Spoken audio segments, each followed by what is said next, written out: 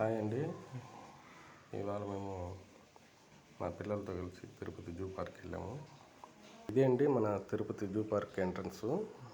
ఇక్కడ మనము టికెట్లు తీసుకోవాలి. పెద్దలకి 70 రూపాయలు, పిల్లలకి 30 రూపాయల టికెట్. ఈ ఎంట్రన్స్ ద్వారా మనం జూ పార్క్ లోపలికి వెళ్ళవచ్చును. జూ పార్క్ లోపల మనకి జూ పార్క్ యాజమాన్యం battery cycles, battery 2 wheelers, battery 4 wheeler vehicles అందుబాటులో ఉంటాయండి. లోపలికి వెళ్ళి మేము ఫస్ట్ సింహాలు చూద్దామనేసి మా పిల్లలు అడిగేసరికి మేము బస్సు ఎక్కామండి. ఇది మనకి ఇక్కడ కూడా సపరేట్ టికెట్ తీసుకోవాల్సి ఉంటుంది. ఇక్కడ పెద్దలకి 70 రూపాయలు, పిల్లలకి 30 రూపాయల టికెట్ తీసుకోవాలి. ఈ విధంగా బస్సులో ఎక్కి మనము సింహాలు ఉన్న చోటుకి వెళ్తున్నాము. చాలా ఉన్నాయండి సింహాలు. కానీ తిరుపతిలో అయితే సమ్మర్ స్టార్ట్ అయినట్టుందండి. ఎండలు చాలా ఎక్కువగా ఉన్నాయి. పాపము ఇవి కూడా ఎండలకి బయట రావడం లేదు. అది అక్కడ కనిపిస్తుంది చూడండి, అదొకటి. ఎండలు ఎక్కువగా ఉండడం వల్ల ఇవి కూడా బయట రావట్లేదండి పాపము. ఇదిగో ఇది ఇంకోటి చూడండి, పాపము ఎండకి ఎలా పడుకొని ఉందో, చాలా బాగుంది కదా. మళ్ళీ తర్వాత మేము పులి, పెద్ద పులి ఏంటండి, బెంగాల్ టైగర్ అంటారే, అది పెద్ద పులి. ఈ పులిని చూసామంటే ఇదైతే సింహం కంటే చాలా పెద్దగా ఉంది. అది దాని పంజా కానీ అది కానీ చూస్తే సింహం కంటే చాలా పెద్దదిగా ఉందండి. అందుకే దీన్ని బెంగాల్ టైగర్ అంటారేమో. ఇది సింహాన్ని కూడా కావాలంటే ఓడిస్తుందండి ఫైట్ చేస్తే, అంత పవర్ఫుల్గా ఉంటుంది. చాలా బాగుందండి ఇదైతే. నెక్స్ట్ జూ పార్కులో ఈ విధంగా అక్కడక్కడ బోర్డులు ఉంటాయండి.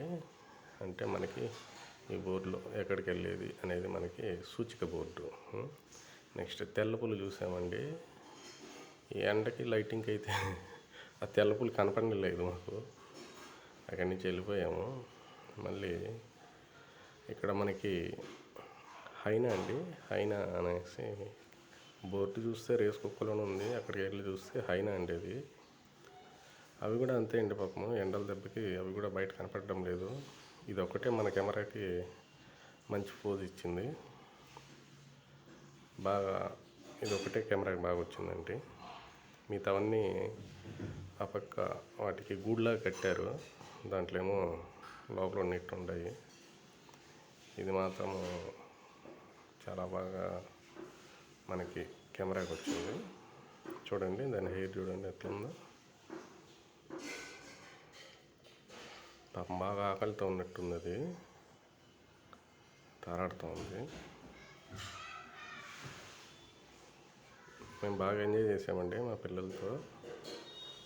కానీ ఎండల వల్ల మాత్రం బాగా టైర్డ్ అయిపోయాము. నెక్స్ట్ ఎలుగుబంటి అండి.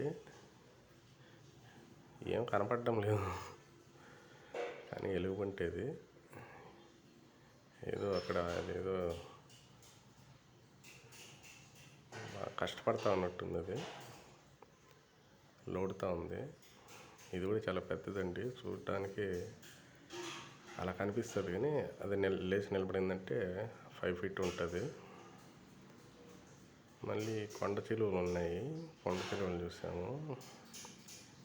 పెద్ద సైజులో అయితే లేవు కానీ ఉంటాయండి, ఒక 10 feet అబోవ్ ఉంటాయి.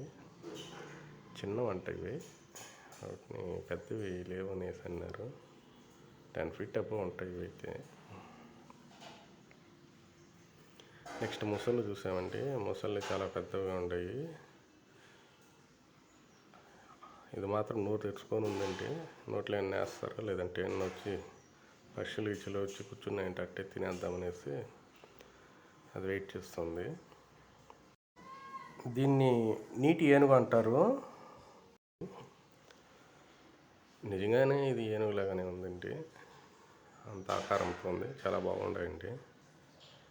4 ఏమో ఉన్నాయి. ఆ వాటర్లో ఉంది ఇంకోటి, దీనికంటే అది ఇంకా పెద్దది.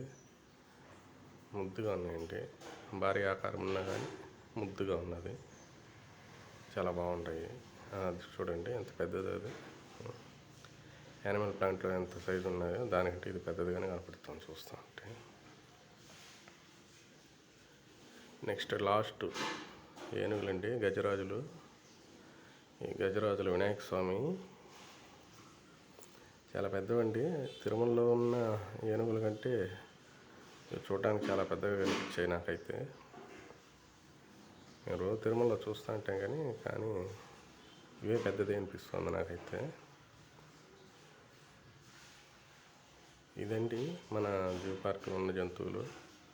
ఒకసారి విజిట్ చేయండి. స్వామివారి దర్శనానికి వస్తే వాళ్ళకి జూ పార్క్ చూపించండి.